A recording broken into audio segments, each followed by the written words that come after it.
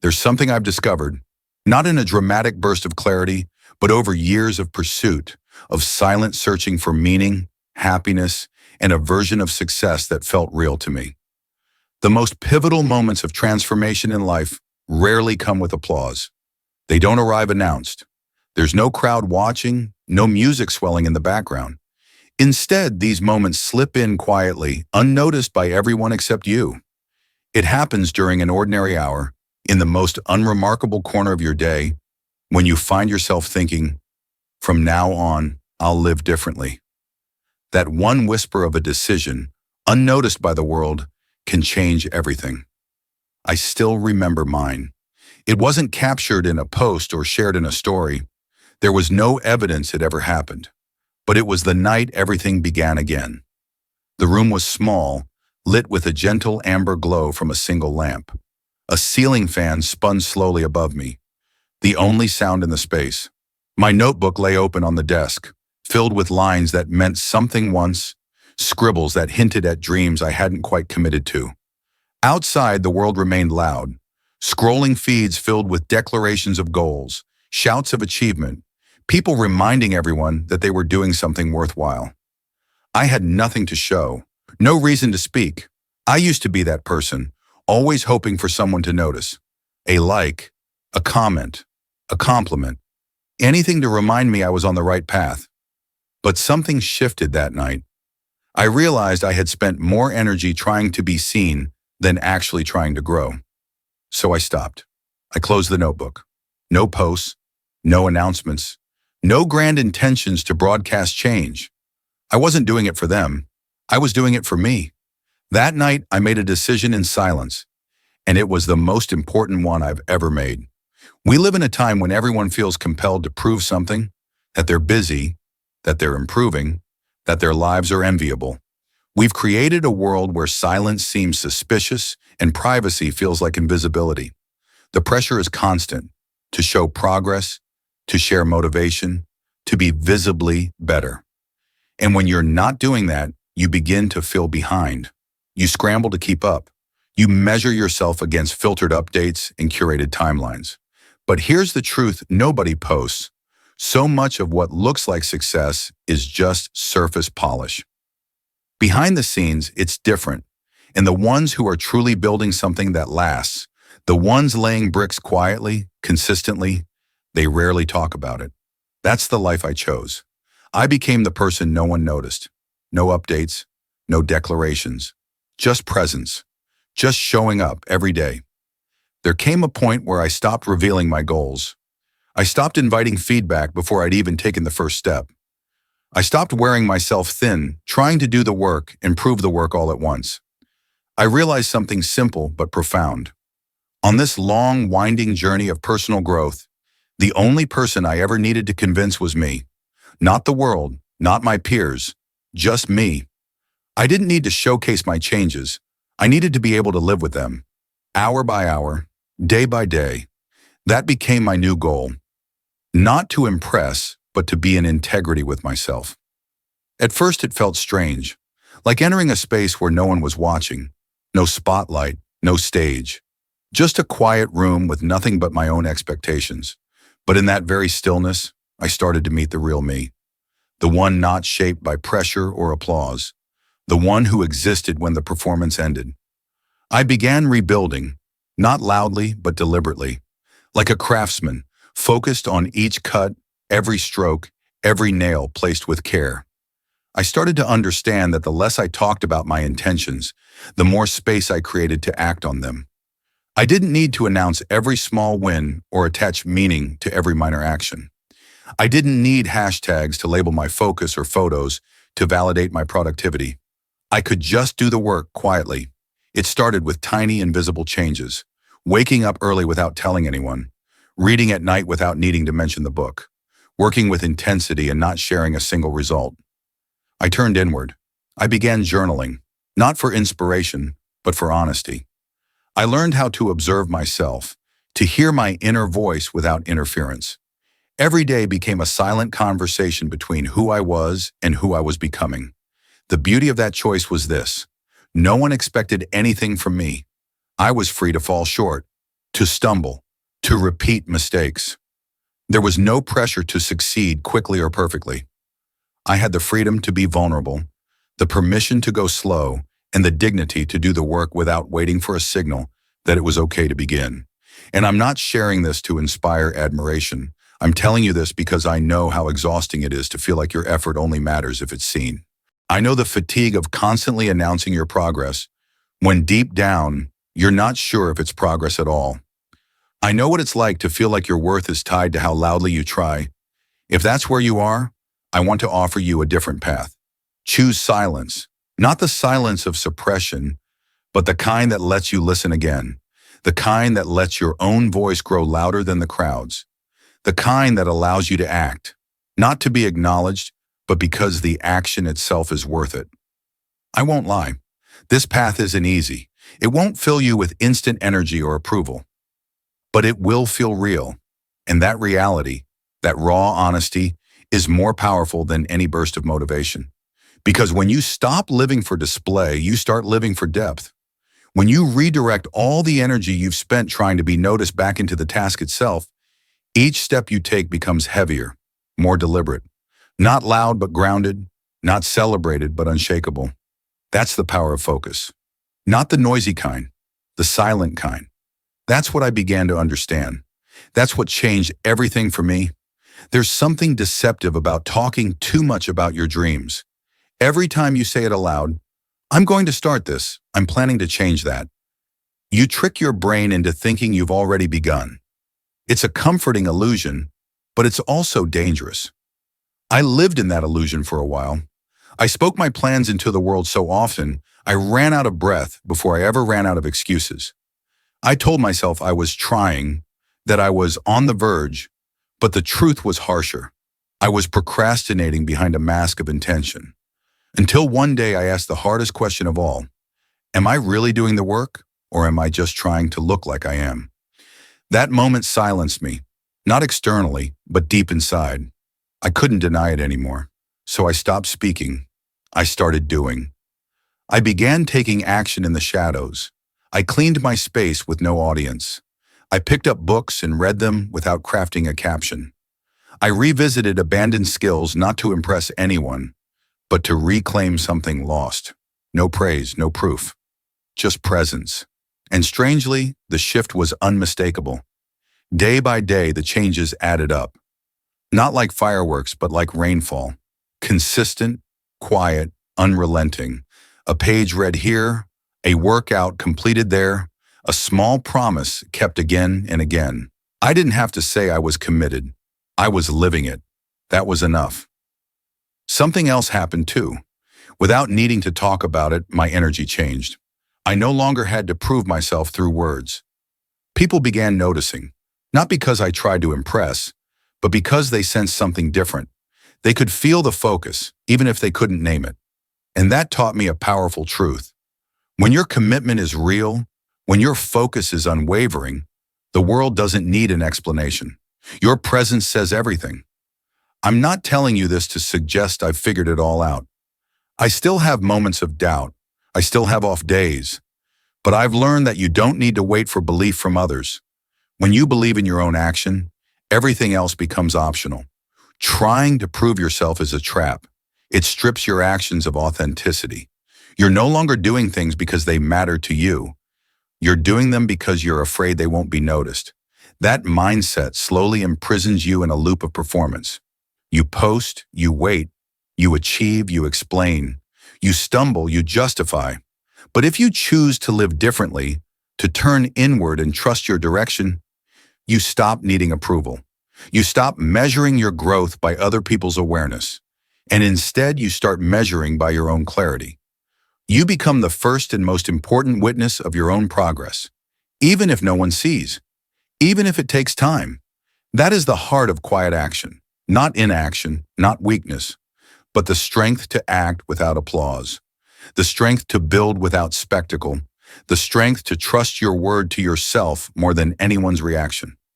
I still live this way. There are days when I'm exhausted, no one knows. Moments of joy from small victories that no one sees. But that's okay. I've learned to recognize and celebrate myself, to sit with myself when I need encouragement, to hold myself accountable, not with shame, but with care. That kind of internal self-trust, it's more resilient than any comment or compliment. It's what keeps me going. Not popularity, not performance, just truth, lived in silence. If you feel overwhelmed by noise, just know this. You have the right to be quiet. You have the right to act without announcement. You can begin again, quietly, intentionally, and powerfully. And one day when people finally notice a difference in you, you won't need to explain a thing. You'll just smile, knowing that all of it was built in the space no one saw. When I made the decision to turn inward and walk in silence, something unexpected began to happen. I no longer felt the pressure to explain what I was doing or how hard I was trying. There was no more need to articulate the vision or declare the goals. I wasn't chasing grand aspirations for display anymore. And in that emptiness, where no one was asking, where no one was watching, I began to fill the space with actual momentum. Quiet momentum, the kind that doesn't shout but carries weight. I accomplished more than I ever had, not because I had discovered a new secret or gained some magic motivation, but because I was no longer leaking energy into needing to be understood. All of that force, once spent on explaining, justifying, announcing, was now invested solely into the work, and it changed everything. We often confuse movement with progress. We think talking about something is the same as starting it. We feel energized just by telling someone, "I'm going to change, I've got plans, I'm doing the thing." But that surge of satisfaction is fleeting, and it fools us into believing something's begun. It hasn't. I learned that the hard way. I was a master of beginning in theory, speaking confidently about what I was going to become, about the things I would one day do. But again and again, I watched my words carry more weight than my actions, until one day I finally got tired of hearing myself speak, tired of the cycles, tired of feeling like I was on the brink of something great while never taking the actual steps. And in that stillness, that silence, I decided I didn't want to talk about change anymore. I wanted to live it. From that moment forward, I cleaned the clutter in my space without needing to document it. I read books, not for highlight reels or clever captions, but to absorb the words fully. I returned to learning skills I had long ago abandoned, not because I wanted to impress anyone, but because I missed the person I was when I was curious and hungry. I trained my focus, sharpened my routines, made promises to myself, and this time I kept them, quietly, without witnesses. The results at first were invisible to everyone but me, but that's what made them real. I wasn't performing, I was becoming. Slowly, deliberately, in a way that didn't ask for applause, every step became a kind of meditation, not dramatic but stable, not grand but grounded. I didn't leap, I simply moved forward, one honest effort at a time. And in doing so, I began to understand something I had only heard before, but never fully grasped. When you stop chasing recognition, you finally give yourself the chance to truly build. All that energy once spent looking outward is now yours to use inward. I no longer said I was trying to be healthy. I lived healthily. I no longer proclaimed I'd write a book. I wrote word by word. I no longer announced the business I planned to start. I quietly laid the foundation. Every effort stopped being a declaration and became an action. And in that shift, everything changed. I remember one day a friend asked, "What have you been up to? You've been so quiet." I smiled, not out of secrecy, but because I finally understood the value of focusing so deeply that words became unnecessary. I told them simply, "I'm focusing." They laughed, maybe thinking I was joking. But I wasn't. It was the truth, as unglamorous as it sounded. And the more I lived that way, the more I discovered something profound.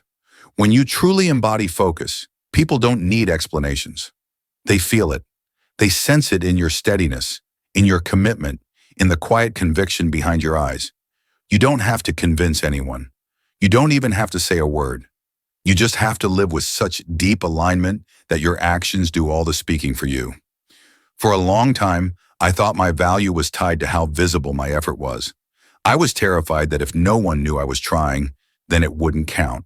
that if I wasn't documenting my discipline or narrating my process, I'd be invisible. But invisibility, I learned, is not the enemy. It's freedom. Because the minute you stop living under the gaze of others, you're free to truly try, to fail without fear, to learn without posturing, to succeed without feeling like you owe anyone an explanation. In that space, you stop being a performer and become a participant. You stop orchestrating the image of your journey and actually walk the path. And this isn't a rejection of recognition. It's just that I stopped needing it. That difference changed everything. I no longer felt I had to prove myself. Not because I became arrogant or careless, but because I finally believed in the quiet force of follow-through. When your actions are deeply rooted in purpose, you stop needing praise to keep going. That's the foundation of internal power.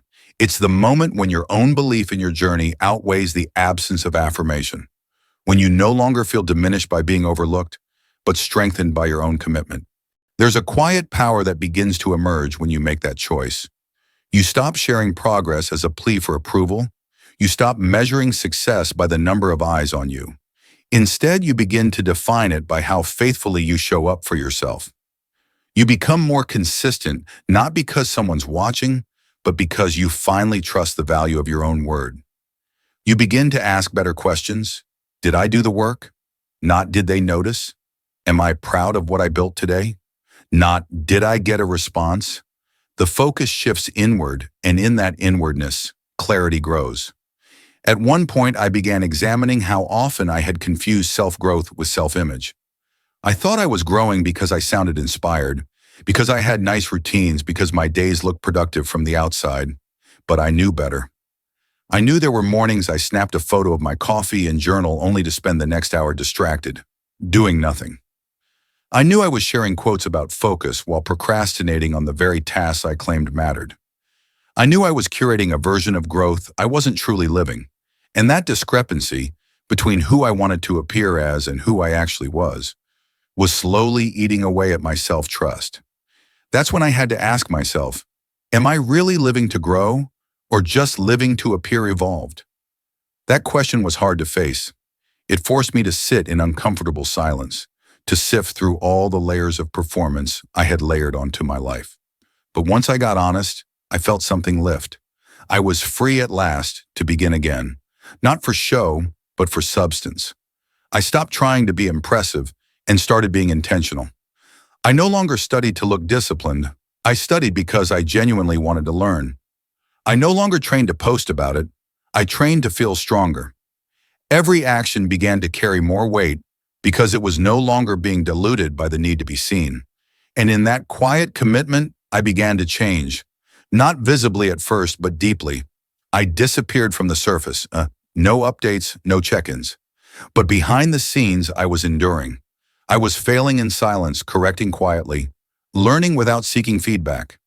I was refining the parts of myself that no one claps for: patience, humility, resilience. I studied the boring basics, the overlooked foundations. I retrained my mind to focus, not just on what was urgent, but on what was essential. I stopped reacting and started choosing. And slowly, I began to rebuild myself, not in a rush, not for an audience, but with deliberate, careful hands. This is the shift most people miss, the transition from looking like you're growing to actually growing. And the difference, while subtle on the surface, is everything beneath it. You stop needing the story to sound inspiring. You stop needing the path to look attractive. You just want it to be real. You want the work to mean something to you. You stop asking for confirmation and begin asking for consistency. You don't need a spotlight to validate your path. You need direction, structure, and the willingness to walk in the dark for as long as it takes. What I came to realize was that fulfillment doesn't come from outside reactions. It comes from internal alignment.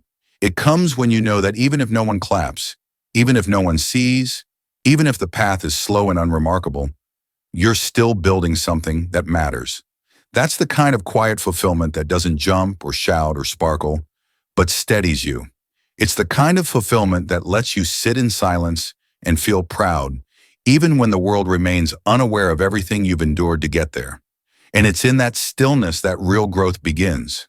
There is something profoundly liberating that happens when you stop measuring your life by how much of it is seen.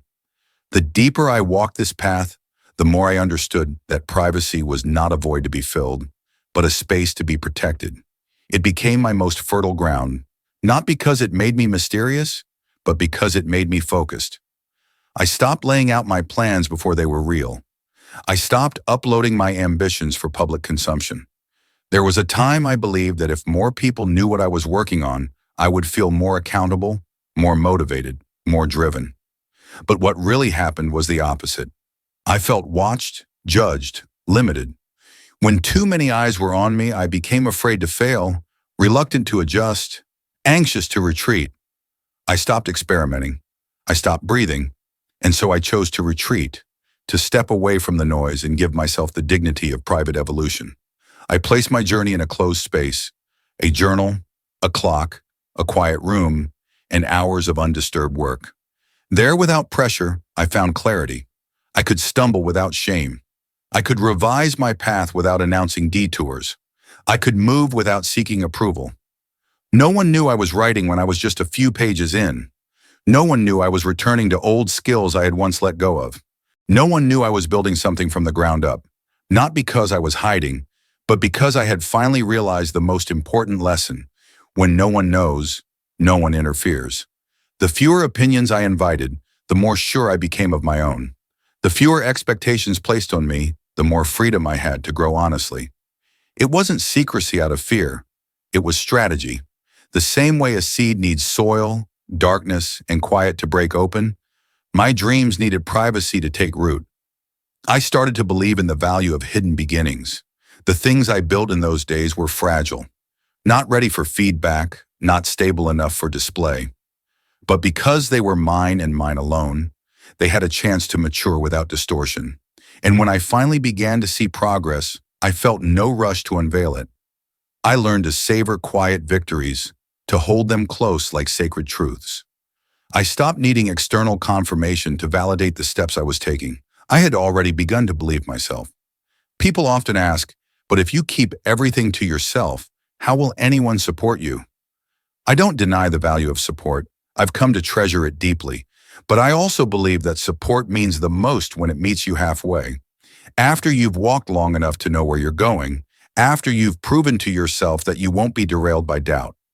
If you ask too soon, before your foundation is firm, even well-meaning support can shake your resolve.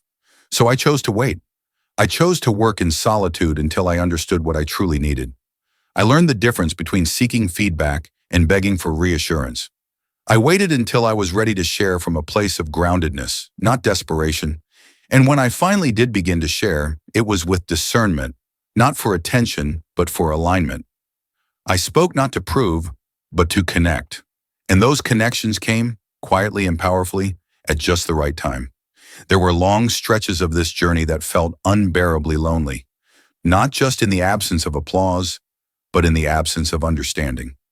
I made choices that didn't make sense to others. I declined invitations, stepped back from social spaces, changed routines that once defined me. Conversations grew awkward. Relationships shifted. I felt, more often than not, out of sync. And in those moments of emptiness, I learned a truth that only solitude can teach you. If you don't learn how to lift yourself up, no one else can do it for you. I waited once for someone to come along and say, "I see you, I believe in you." But no one did. And eventually I realized that belief had to come from me. I had to be the one to place a steady hand on my own shoulder and whisper, "Keep going." That became my anchor, not external encouragement, but internal certainty. I began to understand that not everyone who drifts away is an enemy. Some people leave not because they don't care, but because they don't understand. Growth is disruptive. It challenges old dynamics. And not everyone can grow alongside you.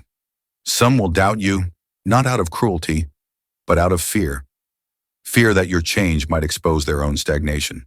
And so, if you are becoming someone new, you must also be prepared to walk through a chapter where you feel completely alone. It doesn't mean you're on the wrong path. It means you've entered the part of the road where few are willing to go. The part where no map can guide you. The part where your strength is tested not through visibility, but through persistence. And it is in that quiet, unseen perseverance that your foundation is forged. There were mornings when I woke up tired and uninspired, with no proof that the work I was doing would amount to anything. There were nights I questioned everything, my goals, my direction, my worth. But I kept going. I kept returning to the practice. I kept honoring the quiet promise I had made to myself, to live with integrity regardless of the noise around me. And slowly I began to feel stronger, not in a loud, triumphant way, but in a grounded, unshakable one. I no longer needed someone else to tell me I was on the right path. I knew it. I could feel it in the way I stayed steady through doubt, in the way I no longer craved permission, in the way I began to value progress over performance. I used to think strength was about confidence, about certainty, but now I understand it differently. Real strength is quiet. It doesn't need to be declared. It doesn't boast or demand recognition. It simply keeps showing up. It's built in the moments when no one sees you, when you're tired, when you're tempted to quit but choose instead to take one more step. It's built when you keep your word to yourself, not once but over and over. And eventually those quiet choices accumulate into something extraordinary, a version of you that nothing can shake. Not because you're perfect, but because you've proven to yourself day after day that you can be trusted. I stopped waiting for the right circumstances, the perfect motivation. I began to act from discipline, not the harsh, punishing kind, but a soft discipline rooted in self-respect. I didn't wake up early to impress anyone. I did it because I knew I needed the time. I didn't study to gain praise. I did it because learning mattered to me. I didn't train because a fit body would look impressive. I did it because I wanted to feel strong in my own skin. Slowly, I detached from outcomes and began to love the process. And in doing so, I felt freer than I ever had. Discipline gave me a rhythm. It gave me peace. It gave me the quiet power to direct my life without needing to be pushed. When the first true result came, after weeks, months, even years of quiet effort, I didn't run to share it. I sat with it. I held it. I allowed myself to feel it fully. There were no fireworks, no audience, no spotlight. Just me, alone, looking at something I once only imagined. The feeling wasn't explosive. It was still. It was deep. And it brought with it a quiet joy that no one could take away from me, because it wasn't built on applause. It was built on truth. I knew what it had taken. I knew the price. And that knowing became the celebration. That was the reward, not the achievement itself, but the version of me I had become in the process. I believe the most beautiful kind of legacy is not the kind people talk about. It's the kind they feel. It's not marked by recognition, but by resonance. It's not in being remembered by many, but in having deeply touched a few. I no longer dream of fame. I dream of impact. I want to live in a way that leaves something behind. Not my name, but my energy. If someone someday chooses to believe in themselves a little more because of something I did or said or lived, then I've left a mark. That to me is enough. True influence is quiet. It moves beneath the surface. And the most enduring things in this world, the most powerful transformations, often happen in silence. So now I live with one aim: to build something real, not visible, not trendy, but meaningful. I treat every small, silent effort as a brick in the foundation of a life I can be proud of. And I know without a doubt that even if the world never notices, I will. I will know that I showed up when it was hard, when no one clapped, when everything in me wanted to stop. And in that knowing, I find peace. I don't need to be remembered widely. I only need to be remembered truthfully. Not for my noise, but for my depth. Not for my titles, but for the way I lived. With quiet courage, steady hands, and a heart full of purpose. And if you've read this far, if you've walked this path alongside me in spirit, I want you to know something. Your quiet efforts matter. Your unseen steps count. Every time you keep going without praise, every time you work through doubt, every time you choose to begin again in silence, you are building something unshakable. You are creating a life of substance, a legacy of integrity. And when the results arrive, and they will, you won't need to shout. The life you've lived will speak for you, and it will be enough.